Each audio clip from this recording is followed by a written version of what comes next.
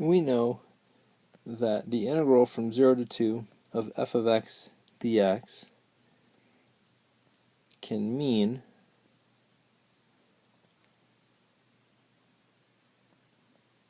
if this is a graph of f of x, the area under this curve from 0 to 2. Right, we know it can mean that.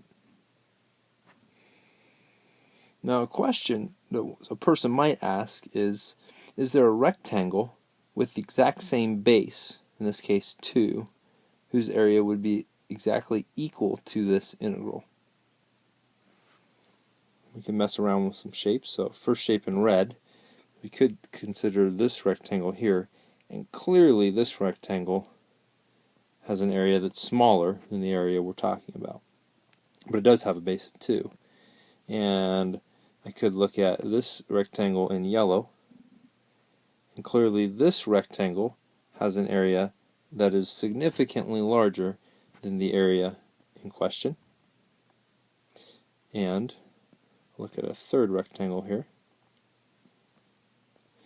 We might agree that this rectangle here could serve as a decent approximation for this same amount of area under a curve, right? We might disagree a little bit about these gaps, but the point is that there has to be some rectangle where this would work. That's the idea that we're going to be talking about here. Now this idea has a name, and rather than call it the mean value theorem, I'm just going to call it the average value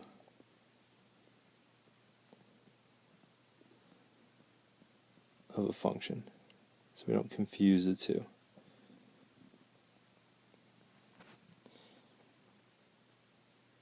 And ultimately, the average value of a function relates these two things. It's going to relate initially the integral from a to b of some function with a product, and that product will be f of c. Well, first, what's f of c? Well, f of c would be, if we go back to our diagram, there's some point c on our interval where you'll have an output f of c, and that f of c would be the height of our entire rectangle.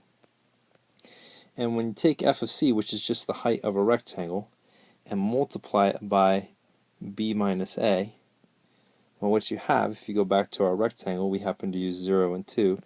b in this case is 2, a in this case is 0. b minus a would be the width of a rectangle. All right, so again, this relationship is just relating some integral to some rectangle that has a height f of c and a width b minus a, or length b minus a. Now, notice that we can divide this relationship, which is just a rectangle relationship, we can divide both sides by b minus a.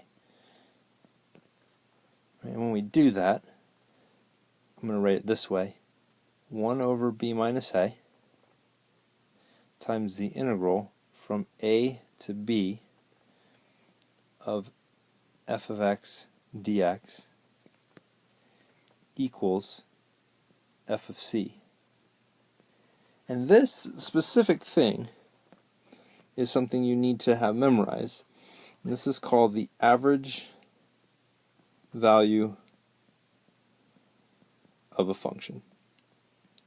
And notice that this formula, so to speak, simply comes from the relationship between an integral and some rectangle, where f of c is the average value of the function. Right? The height of the rectangle represents that. And this formula, anytime a question asks you for what is the average value of the function, this is what you need to think about, and really just this part.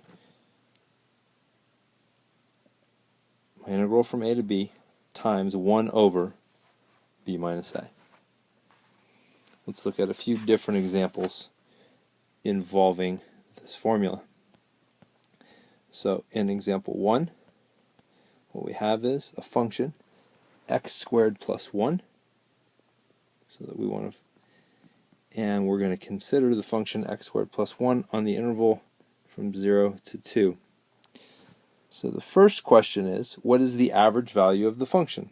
Well, the average value of this function will be 1 over b minus a, or 2 minus 0 in this case, times the integral from 0 to 2 of x squared plus 1 dx, which means that it'll be 1/2 times, well, when I integrate x squared plus 1, we get 1/3 x cubed plus x, and that needs to be evaluated from 0 to 2.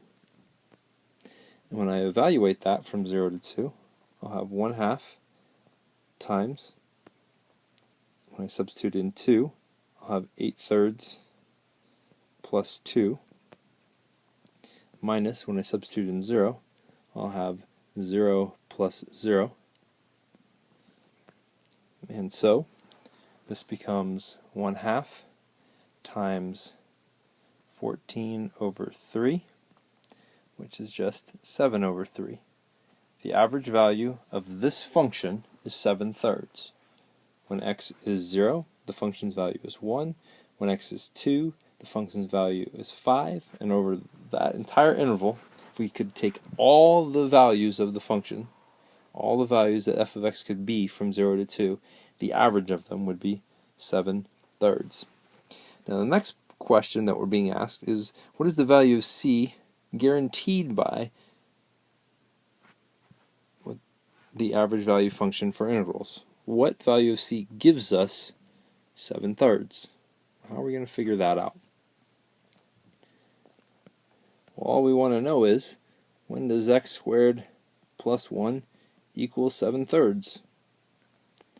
Well, that happens when x squared equals 4/3, or when x equals plus or minus 2 over root 3, and for our interval it'll happen at 2 over root 3, or if you prefer, 2 root 3 over 3.